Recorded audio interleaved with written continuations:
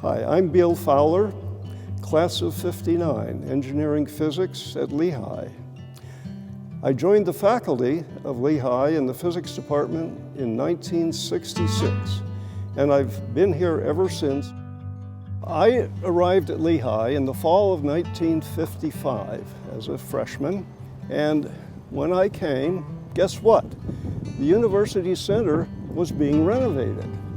It was not available to us, just as it's not available to current students. So you say, well, what did you do for meals? Well, Lamberton Hall had a cafeteria, and the students who were in fraternities could eat in their fraternity houses, but those in the residence halls, like myself, we had to figure out what we were going to do. There was no meal plan, so we could eat at Lamberton Hall. The quality of that food wasn't that wonderful.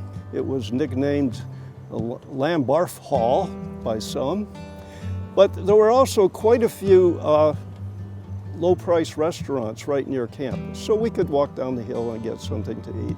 So that was how we managed until the second semester of my junior year, when this building was finally completed. When we actually got into this the first time, this was a splendid, splendid place. This building, it was the original building, so it has a tremendous history and a focus. A tremendous amount of student activity took place here. It really was a hub of the campus. It had two splendid dining halls, and that meant that the students who were living in the residence halls would go on meal plans. The food here was really good. Breakfast and lunch would be served cafeteria style. Dinner would actually be served by waiters and waitresses. For dinner, everyone had to slap on a tie and a jacket, basically, and there were some interesting combinations that would show up. We're walking into what was the Girdler Gallery. That earlier renovation was really a big deal. For one thing, this gallery area wasn't there before. This was added on. And likewise, the back end, the uphill end of this building was also added on. So a great deal of additional space was generated by the renovation in the 50s. And even more impressive, the entire building was air conditioned. And there were perhaps one other buildings on campus that had central air. We're on the first floor. There was a lower floor, and that's where the Brown and White, the journalism department, WLRN, the student radio station, were located, as well as a game room where people could play pool.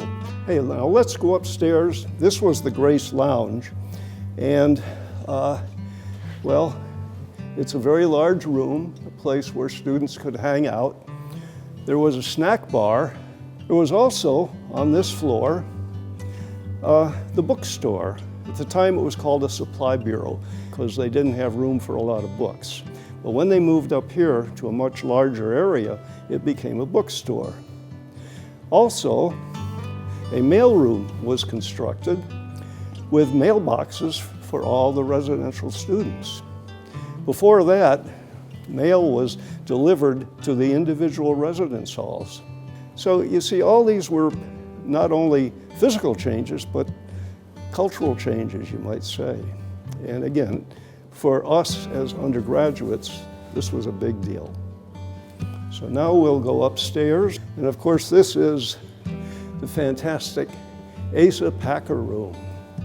And this room has a tremendous history because when the University Center was first constructed, this was the chapel. So before Packer Chapel was constructed, this room was the church, was the chapel. After the renovation, this became the faculty dining room. It was really very pleasant, very, very relaxing. This building goes back to the very beginning of Lehigh. It was here in the 1870s, and it's here now.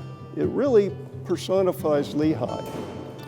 And so people who go here for the next 50 or 75 years until it's renovated again we'll see the way it's constructed, the way it's configured, that this is indeed a symbol of Lehigh.